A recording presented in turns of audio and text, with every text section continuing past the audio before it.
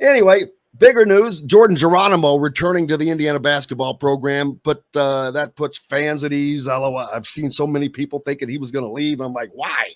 Where's he going to go? Thinking he's going to go home. I'm like, man, he's already stuck it out 2 damn years. He's a big boy. He's fine. And he is. He's not going anywhere. He's going to just try to improve his game, which he has to do if he's going to continue to be a part of making this team better, because they've got to get better. They've got to get better at his position. That they've got to get scoring from the 2 and the 3 and the 4. They did well with Race last year, but the 2 and the 3 just didn't supply Indiana with the juice they needed last year. And I know there's different faces coming in, but there's no guarantee that they're the answer. You hope that they are. I think Jalen Hood-Schifino is definitely going to be a great option. But you got guys that are getting older too, like Trey Galloway. Who knows? But they've got to get production there, and he's just got to improve his game offensively. Defensively, he's pretty damn good. Always get better, of course, but offensively, he can't create his own shot yet, and his jumper is a little inconsistent, I guess you'd say. Yeah, well, I mean, the thing about it is he's the argument for him leaving was that right now he's a 4. I mean, he's been a 4 since he's been in college so far, and like obviously he came in with some level of belief that he was going to be a 3, and so far he's a 4, and that's why he hasn't got the minutes, is because Race Thompson is arguably their steadiest player, after Jackson Davis, at worst, basically. But Thompson has been solid, and consistent. And Jordan Geronimo has been a 4. Yeah, I just saw that come down. DJ Carton. Yes. I knew it started with a C. I got that part right. Yep. Good call on that guy. But no, he's just been very much a 4. I mean, he can shoot the ball. You've seen him make a handful of threes, but that's really the only part of his game that's perimeter oriented right now, is that every once in a while he escapes out there and hits a 3. Hasn't shown the handle, basically, that you need to be able to, really not just face up. I mean, it's different to face up with a 4, because he's obviously hit that mid-range jumper from a face-up situation. But you got to be able to really handle the ball. I mean, it's a third guard position at this point, and he hasn't proven he can do that. Basically, I mean, his assist to turnover ratio is not good at all. It's horrible. That's probably why he didn't play more than he did, if people want to know the truth, because of his turnovers. Right. Yeah. Again, he wasn't a 3. He could have been, if Race Thompson would have got injured or something like that, or whatever, like Jordan Geronimo would have started at the 4 and been a very, very good 4. And when he got minutes at the 4, he was very, very good. But that's who he was. Basically, is sort of a modern 4.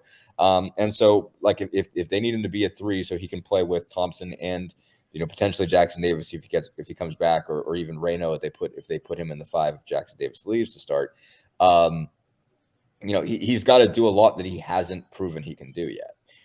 So, I mean, the argument for, if you were nervous about him leaving, it's like he must, if he determines that he's a 4 and that's the only place he's going to get his minutes, and then he's got to go someplace else to be that guy, then that's an argument. I mean, like, I think there was a reason why people were nervous, because it's like, okay, like, this guy has gotten minutes in the first 2 years. He's shown a lot of promise, but he's shown it at this position where he's sort of blocked from starting. So basically it's like, okay, he like at Indiana, if he wants to really get on the floor, he has to become a 3, and he just isn't right now. And so that means he needs a big summer. Basically, you really need to see that handle come together. And he's good defensively, but he's a good defensive 4. He hasn't shown to be a good defensive 3. I mean, you can get him out on the perimeter and get him crossed up.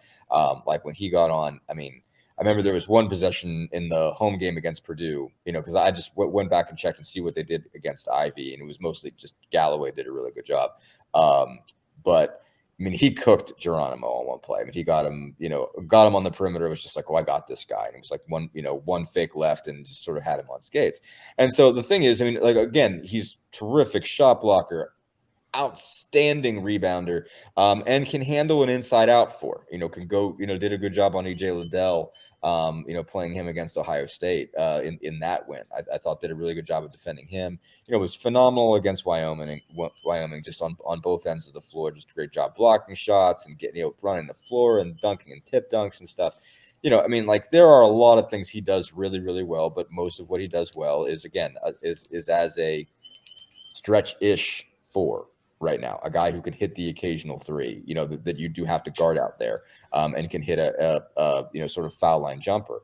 But there's a lot more to the small forward position. Again, it is like a third guard, and he hasn't proven he can do that yet.